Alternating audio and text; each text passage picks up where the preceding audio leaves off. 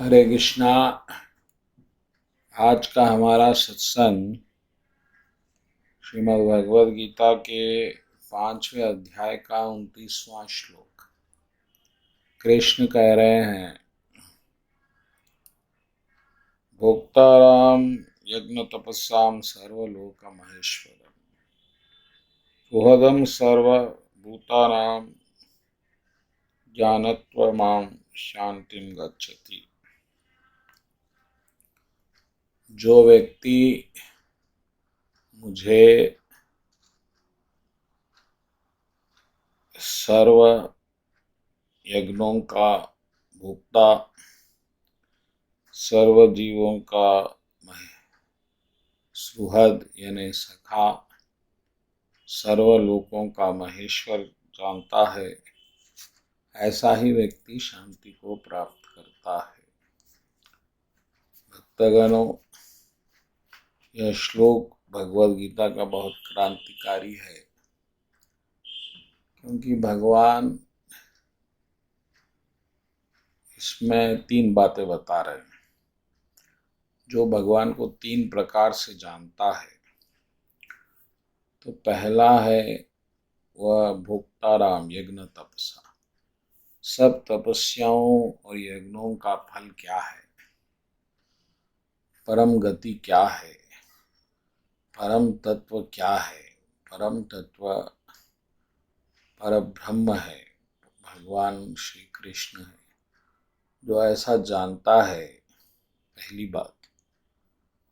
दूसरा, सुहृद सर्वभूतानां, जो सभी लोगों का भला करने वाला है, सभी जीवों का।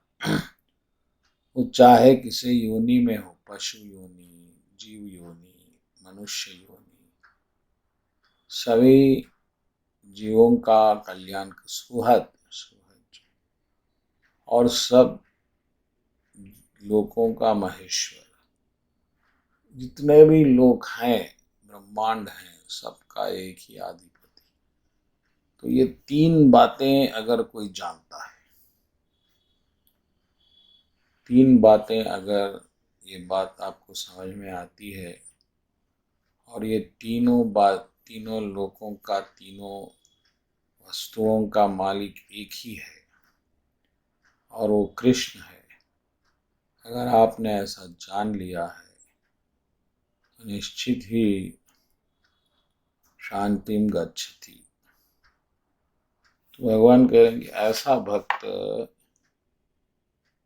ज्ञानत्व माम, जो मुझको इस तरह से जान लेता है, वह शांति को प्राप्त करता है। तो अगर आप इसका उल्टा करेंगे तो आपको पता चलेगा कि अब शांति को प्राप्त कौन नहीं करता। तो अगर आपको ये नहीं मालूम है कि ये सब जो आप कर रहे हैं, क्यों कर रहे हैं, किसके लिए कर रहे हैं, तो फिर उससे आपको लाभ नहीं मिलेगा। आप ये समझेंगे कि आप धन के लिए काम कर रहे हैं, आपके मान सम्मान के लिए कर रहे हैं, लेकिन किसी ने आपको इस अवस्था में डाल दिया है। तो किसने डाला, क्यों डाला, कैसा आपका शरीर बना, आप क्यों आपने जन्म लिया, क्यों आप सुख दुख प्राप्त किए, ये सब आपको ज्ञान होना चाहिए। तो आपको पता चलेगा कि ये सब कर्मों का फल है, और इसे आपको भगवान ने शरीर में अभी शरीर देकर उस फलों का अनुभव भगवान करा रहे हैं।